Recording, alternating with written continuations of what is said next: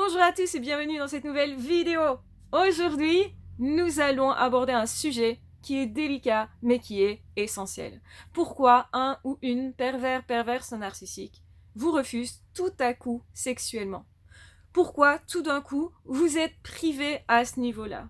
Eh bien, le but, l'objectif des pervers narcissiques, c'est toujours vous frustrer. C'est de vous enlever ce que vous souhaitez en fait. Donc, autrement dit, la première chose, c'est de vous donner des instants intenses. Donc le premier but, le premier objectif du pervers narcissique, c'est vous attirer, vous happer, vous emprisonner dans leur filet. Et pour ça, ils vont se rendre très charmants, ils vont vous faire beaucoup de compliments, ils vont être très présents, ils vont parfois vous offrir de gros cadeaux, ils vont aussi du coup vous convaincre qu'ils ne peuvent être qu'une belle personne. Et ils vont se conformer à ce que vous souhaitez pour correspondre à votre fantasme de la personne idéale en couple. C'est très tordu, mais ça fonctionne malheureusement. Parce qu'ils sont capables de lire vos intentions, vos souhaits, vos désirs. En tout cas, ils vont vous interroger sur qui vous êtes-vous, non pas vraiment pour vous connaître, comme vous y attendez-vous, mais plutôt pour se fondre dans votre désir. C'est ça qui va vous convaincre que c'est la personne que vous recherchez. Malheureusement, ce ne sera pas le cas, vous vous en doutez. Ce qui va se passer là, c'est que après vous avoir donné ce que vous souhaitiez, et là-dedans vous avez peut-être justement une extase sexuelle, beaucoup de câlins, beaucoup de massages, avec vraiment une douceur infinie, des gestes très très tendres, des moments qui sont vraiment exceptionnels, mais qui sont une illusion complète, malheureusement. Ça veut dire que cette personne, elle va tout faire pour correspondre à vos attentes et tellement que vous aurez l'impression que ça part d'une vraie belle intention. La plupart des gens, quand ils cherchent à vous donner quelque chose de grande qualité, c'est parce qu'ils vous aiment, c'est parce que justement, ils ont à cœur de vous aider, ils ont à cœur de faire pour vous quelque chose d'exceptionnel, de vous offrir quelque chose d'exceptionnel. Et généralement, quand on aime vraiment une personne, on est très attentif à ce que veut cette personne. On est très patient, on donne peut-être un peu plus que la moyenne, et justement, du coup, on a l'impression que cette personne nous aime très très fort. Et oui, on confond effectivement cette attitude qu'a le pervers narcissique ou la perverse narcissique avec une personne très aimante. Au début, c'est l'idylle, on va le dire clairement. Et cette personne nous bombarde d'amour parce que cette personne, elle veut nous attacher. Et ça, on ne sait pas encore que ça va être un piège. À ce moment-là, c'est pas vraiment possible de détecter la perversion narcissique, si ce n'est dans le trop, mais finalement, ça pourrait être aussi une personne qui veut vraiment nous aimer, ça pourrait être une personne qui veut vraiment s'engager, ça pourrait être une personne qui met beaucoup d'énergie et de belles intentions pour créer entre nous quelque chose d'exceptionnel. Sauf que non, ici c'est pas le cas. Sauf que le pervers narcissique, la perverse narcissique, va faire ça pour vous donner quelque chose d'exceptionnel et pour vous l'enlever derrière, pour vous faire regretter ces premiers instants et pour vous dire si tu ne vis plus ça, c'est ta faute. Donc ils vont vous culpabiliser. C'est parce que tu n'es pas assez gentil, assez aimant, assez patient. Et donc du coup, vous allez redoubler d'efforts parce qu'à la clé, vous croyez qu'il y a ce moment d'extase, cet amour exceptionnel. C'est ce qui va vous faire courir pour justement récupérer en fait ces moments de faux amours, d'illusion en fait. Mais vous ne savez pas que c'est une illusion. À partir du moment où vous allez découvrir que c'est une complète illusion et que vous verrez vraiment clair, ça sera terminé. Vous n'aurez plus envie de courir. Même si à certains moments, cette envie peut revenir. Et se débarrasser du manque après le pervers narcissique va de pair avec le fait de comprendre que c'était une illusion et que comme toute illusion, c'est comme une drogue, on a un shoot d'adrénaline, on a envie de retourner, mais finalement on sait que ça nous fait du tort. Mais c'est un peu irrésistible. Et donc effectivement, ils vont nous mettre dans une forme de fantasme et aussi au niveau sexuel. Mais du coup, ils vont nous retirer ces moments de tendresse, de câlin, et effectivement de sexe. Donc du coup, ils vont créer de l'envie chez nous, attiser le désir, mais pour ne pas nous donner satisfaction derrière. C'est vraiment là qu'on va voir qu'il y a perversion, qu'il y a utilisation de ce qu'on ressent pour nous blesser, pour nous faire mal. Et bien sûr que tout échange sexuel va être du coup déshumanisé. C'est-à-dire qu'ils peuvent nous proposer du coup autre chose qui ressemble à ce qu'on voudrait, mais qui n'est pas ce qu'on voudrait. Je m'explique. C'est-à-dire, par exemple, ils vont vous introduire un plan à 3 à ce moment-là, ou des pratiques sexuelles vraiment sadiques. Et vous aurez l'impression que c'est mieux que rien, finalement, parce que vous souhaitez qu'il se passe quelque chose, puisque vous avez été privé. Vous êtes en état de privation, donc vous êtes en manque. Et donc, c'est beaucoup plus facile de vous amener vers une pratique sexuelle, notamment, que vous ne souhaitez pas. Et de vous humilier de cette façon-là. Parce que le but, c'est de vous faire vous perdre vous et de faire en sorte que vous ayez tellement honte que vous n'ayez pas envie d'en parler. Comme ça, vous restez tout seul avec le problème après ça. Vous sentez sale, vous sentez justement déshumanisé, utilisé comme un objet, c'est ça que ça veut dire, et vous allez ressentir ça. Vous allez ressentir qu'il y a aussi un jeu de pouvoir dans tout ce qui est sexuel. Si je veux, je couche avec toi, mais c'est moi qui décide. Vous allez ressentir ça. Et vous allez sentir que vous ne maîtrisez pas la chose et vous sentirez ce désarroi en vous, justement. Et quand la personne sera là, vous aurez l'impression d'avoir de la chance, en fait. Et du coup, vous serez encore plus serviable. Vous allez encore faire plus en sorte que l'autre ait tout ce qu'il veut, en espérant que c'est ça qui va faire que la personne accepte plus souvent d'être là. Parce qu'en fait, vous êtes en manque de l'autre. Vous êtes en manque de contact, vous êtes en manque d'ocytocine aussi, c'est l'hormone de l'attachement. Donc quand on est attaché, effectivement, on souhaite à nouveau retrouver cette personne-là.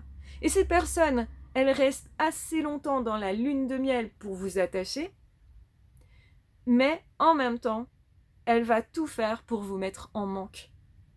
Donc, c'est vraiment étudié de leur part. Ils vous connaissent assez bien pour savoir exactement ce qui va fonctionner ou non. Et s'ils se rendent compte qu'ils font une erreur quelque part, paf, ils vont en reconquête, donc en chemin pour vous reconquérir et ils vont à nouveau vous représenter tout ce qu'ils vous ont présenté au début. Et vous aurez l'impression que du coup, cette personne, elle a beaucoup à vous apporter dans votre vie. Vous aurez l'impression que cette personne, elle est absolument nécessaire à votre vie. C'est ça qui va vous faire courir, c'est ça qui va vous rendre accro, c'est ça qui va faire que vous allez y retourner, même si vous arrivez à voir clair et à vous dégager, vous aurez envie d'y retourner. C'est pour ça que beaucoup de personnes restent en relation et beaucoup de personnes vont dire « Bah si t'es resté, c'est que t'aimais ça ». Pas du tout, c'est une dépendance. Et la dépendance, à un moment donné, quand elle est installée, eh bien, c'est plus fort que nous. On n'a pas l'impression de maîtriser la chose du tout. Et même quand on part, quand on quitte la personne perverse narcissique, même si on sait qu'on a fait le bon choix, on doute souvent beaucoup. Et en plus, on a ce manque. Et donc, on a une sorte d'appel d'y retourner, qui semble très forte, et qu'on doit combattre tous les jours pour ne pas y retourner précisément. Et ça va durer un certain temps. Et c'est important de connaître cet état-là, parce qu'effectivement, on va être en manque de sexe aussi. On va être en manque physique, de câlin, de chaleur, de massage, de tout ce que la personne aura pu donner, même si c'était faux, malgré tout, le corps, lui, il a reçu quelque chose auquel il s'est habitué et il va devoir se déshabituer pour aller vers quelque chose qui est sain, en réalité. Donc ça veut dire que vous pouvez retrouver quelque chose de fabuleux avec une autre personne, mais vous n'aurez jamais rien de cette personne-là, parce que son but n'était pas de vous donner, n'était pas d'être justement dans un rapport sexuel idéal avec vous, comme vous l'avez connu. Vous avez été seul à vivre ça, en fait. L'autre a joué un rôle et n'a pas vécu ça avec vous. N'était pas dans l'amour, ne ressentez pas de l'amour pour vous à ce moment-là. Et il va falloir faire le deuil aussi du fait que l'autre n'ait pas ressenti d'amour pour vous quand il vous a fait l'amour. Et c'est parfois très blessant justement de comprendre ça, c'est de toute façon très choquant. Une relation avec un pervers narcissique ou une perverse narcissique, est vraiment très très choquante. C'est pas juste quelqu'un qui nous a fait un peu mal, comme on pourrait le dire de certains ex. Il y a des gens qui vont utiliser le terme pervers narcissique pour parler d'un ex qui pour l'instant effectivement manipule un peu parce qu'il y a eu rupture. Mais c'est complètement autre chose. Le pervers narcissique, la pervers narcissique fait vivre ça à la personne déjà durant la relation. C'est comme ça qu'on va repérer que la personne a vraiment un trouble de personnalité. C'était déjà là au début. Même si au tout début on a vécu une forme de lune de miel, ça n'a pas duré longtemps. C'était très intense, très fort, etc. On a eu vraiment cette impression qu'on avait rencontré la personne idéale, mais elle est trop idéale cette personne-là en fait. Une vraie personne, une vraie relation authentique, généralement c'est pas quelqu'un qui se conforme à tout, c'est plutôt quelqu'un qui va être présent, mais petit à petit et de façon graduelle, qui va prendre confiance, comme vous, tout à fait, de façon, on va dire, par palier, quoi. Et donc c'est beaucoup moins intense, mais c'est beaucoup plus stable. La personne n'enlève pas tout à coup, justement, les avantages qu'on a avec ces personnes. Et ça peut être sexuel, notamment. Donc une personne peut avoir envie, à certains moments, de faire plus l'amour qu'à d'autres, ça c'est normal, mais on va pas tout d'un coup vous priver de quelque chose qu'on vous a donné à outrance juste avant. Et c'est ça qu'il faut comprendre, c'est le chaud-froid extrême aussi au niveau sexuel. Et donc du coup, ça crée des carences, ça crée une détresse qui est physique et qui est psychologique, effectivement. Parce qu'on a tous besoin d'être câlinés malgré tout, et que plus on l'a été, et plus il y a du manque en fait. Et c'est tout à fait chimique aussi, c'est tout à fait biologique. Quand on vient de faire l'amour, généralement on est plus prêt à le refaire, donc on le souhaite plus. C'est tout à fait biologique comme mécanisme. Et donc du coup, tout simplement, vous aurez une forme d'obsession pour le fait d'arriver à faire l'amour avec cette personne-là, alors qu'en réalité, c'est pas vraiment une personne qui vous aime, alors qu'en réalité, il n'y a pas vraiment quelque chose de sain, et qu'en réalité, cette personne, elle va surtout profiter de ça, de cette envie qui est forte, pour vous faire céder, vous faire du chantage, pour vous faire accepter n'importe quoi. Et ça peut être du chantage, alors tu me fais un cadeau, alors tu me donnes ton argent, alors en échange, on fait n'importe quelle pratique, comme ça t'as quand même ce que tu veux, soi-disant. Mais finalement, vous allez toujours vous rendre compte que c'est précisément ce dont vous ne voulez pas, que l'autre essaye de vous amener dans votre vie pour vous faire souffrir. Parce que le but, c'est de vous voir souffrir, et que cette personne, elle ne vous dira jamais combien elle a plaisir à vous voir souffrir, combien elle se sent puissante parce qu'elle vous fait souffrir, combien elle se sent puissante parce qu'elle vous fait souffrir, et même, elle ne vous dira jamais combien c'est le but final, que c'est tout est fait dans cette intention-là, que c'était donc un piège.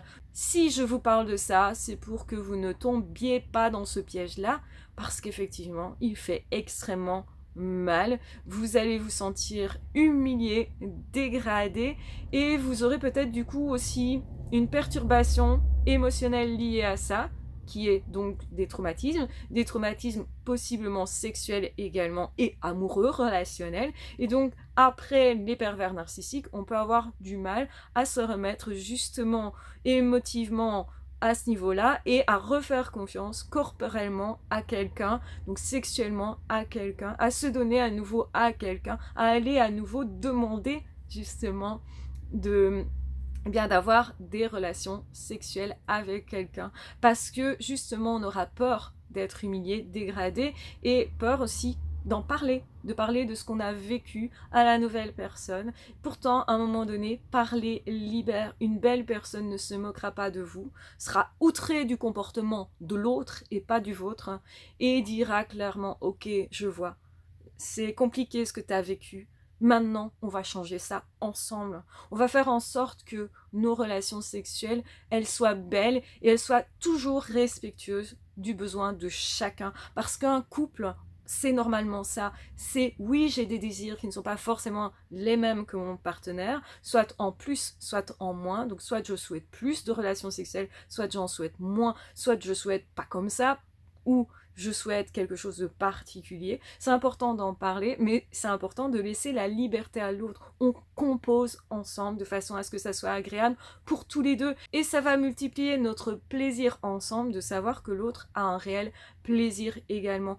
On ne force jamais la main à quelqu'un, Au contraire, l'objectif, c'est de partager ensemble, c'est de kiffer ensemble quelque chose et de nous rapprocher encore plus parce que justement, ça demande vraiment une sécurité que de faire l'amour l'un avec l'autre, une certaine confiance qui est justement importante, qui est justement supérieure, parce que effectivement, c'est comme ça aussi qu'on va réparer ce qui a été fait dans le passé par un ou une pervers narcissique. Donc reprendre confiance en son corps est important aussi, parce que le corps a souffert aussi, parce que peut-être il reste des angoisses et des peurs, et évidemment, ça va pas trop bien avec la vie sexuelle. On doit se libérer à ce niveau-là, oser être soi aussi à ce niveau-là, pour laisser derrière ce qu'on a vécu avec une personne toxique. C'est tout à fait possible et du coup c'est ce que je vous souhaite.